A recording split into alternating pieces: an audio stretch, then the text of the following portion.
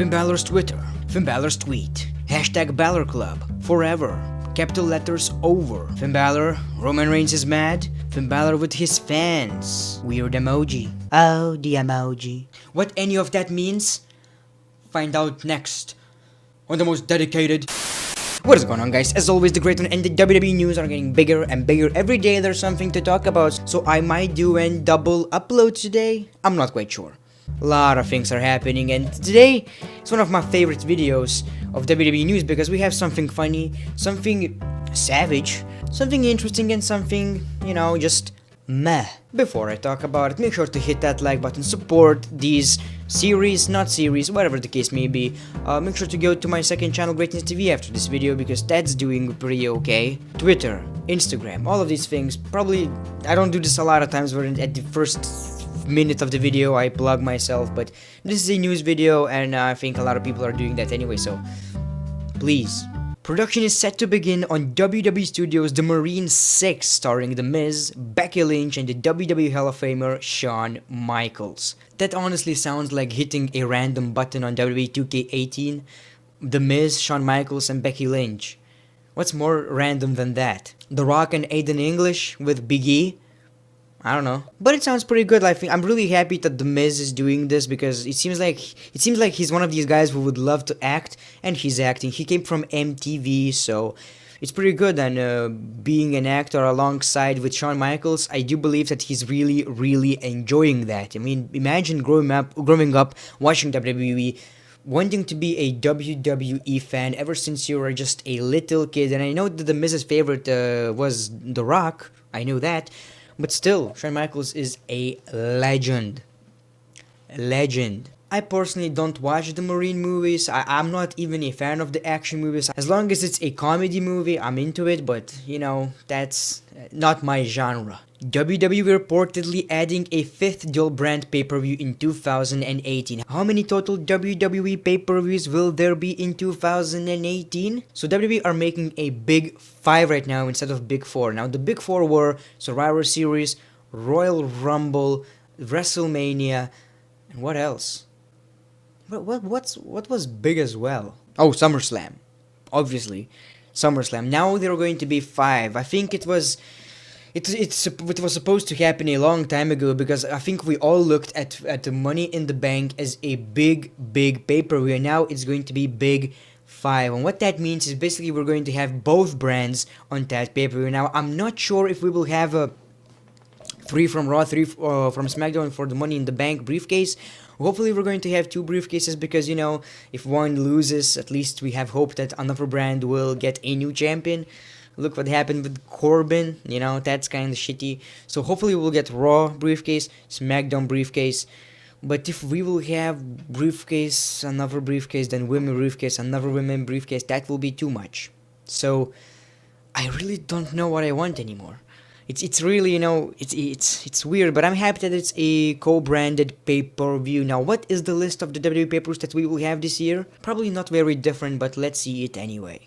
January 28th, Royal Rumble. What's here to say? Royal Rumble is one of the greatest pay-per-views, very exciting, so I'm happy about that. Elimination Chamber, and now it's going to be for Raw. Fastlane, now it's for SmackDown. WrestleMania 34, Backlash for Raw, Payback for SmackDown Live. Money in the Bank, both brands, Battleground, Raw, SummerSlam, both, Extreme Rules, Raw, Hell in a Cell, SmackDown Live, TLC, Raw, Survivor Series, both, and Clash of Champions, SmackDown Live. So it seems like some of the pay-per-views that were for Raw are now for SmackDown, and that were from SmackDown are for Raw, but not every. Some of them are kinda the same, so not really a lot of good news, bad news. I just think they should get rid of the gimmicked, you know, the TLC. I really don't understand that. Why don't you just make a name for like a Clash of Champions, right? And make TLC matches.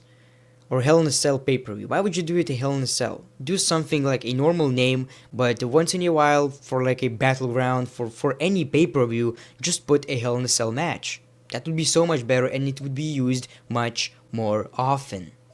And I hate that. Like, if it's not a TLC pay-per-view, you will not see a ladder match, you will not see a tables match, you will not see a chairs match. It's only once a year. Hell in a Cell pay-per-view, none of the other will get that. I really cannot stand that. I never liked... I like the pay-per-view itself. It's mostly good, but at the same time, I just don't like that it's exclusive to that pay-per-view. Don't make it, except the Money in the Bank one. Other ones don't make any sense. Let's get back to Finn Balor's tweet and what it's all about. So if you guys don't know, there are rumors, kinda, maybe not rumors anymore, maybe it's confirmed, pretty much Vince Kennedy McMahon, damn it, is not a fan of Finn Balor. He says that he's kinda losing hope, and that explains why Finn Balor lost against Samoa Joe clean. He says that Finn Balor is not over with the fans, and the thing is, he is over with the fans, really over. Like, have you seen his entrance? That's enough to know he's over. I personally like Balor, but not to the point that everyone, you know, I like, but I think he needs that heel turn, in my opinion. It's obviously WWE's fault, but he's like this guy who wrestles, there's no promos between him, wrestling Elias Sampson and shit, so I think that ruined kind of Finn Balor for me. The only time I got to enjoy his match, like really enjoy it, lately, was against AJ Styles. I was like, okay, this Finn Balor is good. Other than that, I think WWE are not using him properly, and they are blaming him, which is like total BS, right? So Vince McMahon was like, I think this guy is not over. Yet, you're the same guy who keeps pushing Roman Reigns to the main event of WrestleMania, defeating The Undertaker, becoming a Grand Slam champion, now becoming the undisputed Intercontinental and Universal Champion, probably, despite him being the face of the company and getting booed even by some kids. So the hypocrisy right here is unbelievable, it's on another level, so stop it, old dude. Give it to Triple H. I think he will do another job. Or he will pin everybody on the roster. Triple H has this weird side. Whether he's going to put talent over, make him money, the best thing in the world, or he's going to just pin him. Triple H is that weird dude. Either way, this is what Finn Balor said in response without even saying anything, but we all know what that means. He had this emoji like, what? And a picture of a crowd doing the same thing when he does in his entrance. Pretty much everybody participating in Finn Balor's moment. If that doesn't say that the guy is over, nothing will. I mean, he wins. McMahon. Give him a chance. Now what happened next is my favorite thing, and I might think he will get in trouble for that. Finn Balor tweeted the hashtag Balor Club forever, and he capitalized the letters over, pretty much saying that he is over. And the best thing about it, he puts a picture of him beating Roman Reigns in a match. And we all know that Roman Reigns is the face of the company. Nobody likes Roman Reigns, everybody likes Finn Balor. Vince McMahon loves Roman Reigns, doesn't love Finn Balor. So that's kinda shots fired. What a savage. He was always that type of dude who would be really entertaining on Twitter, just like Kevin Owens, or Randy Orton, or Chris Jericho. So that is very good. I cannot wait to watch Raw, and if Finn Balor loses cleanly or something, we all know where that came from.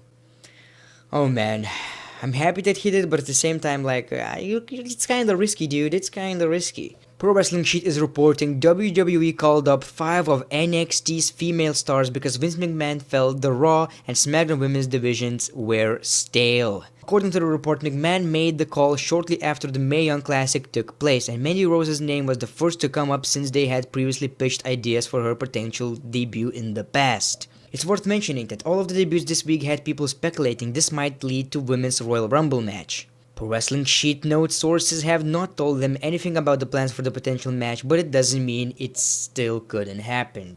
The Women's Royal Rumble match, I don't want it. It will take a lot of time. Like, Royal Rumble is a very long match. Imagine having 2 of them, so there's nothing else left. And making a 10 women Royal Rumble match, that sounds like, you know, kinda. You're giving it a first time ever, but at the same time it's not as good as men's.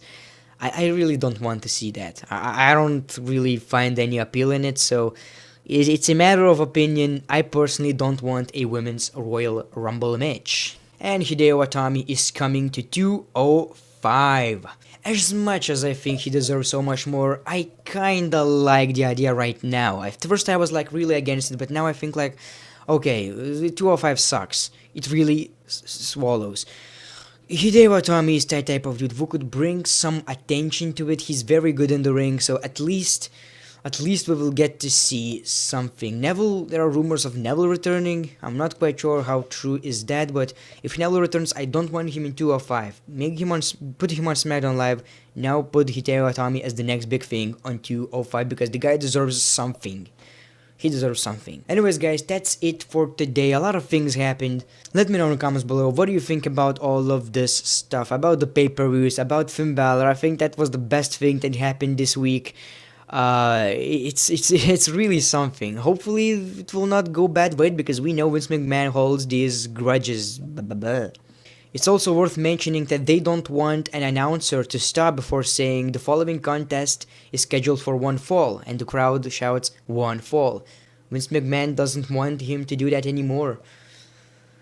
It's so scripted, it's so corporate, like such a toxic company to be quite honest with you. Anyway, make sure to leave a comment, leave a like, Patreon, Twitter, Instagram, everything is in description. Greatness TV, the great one, peace, love and hugs. It's been a pleasure.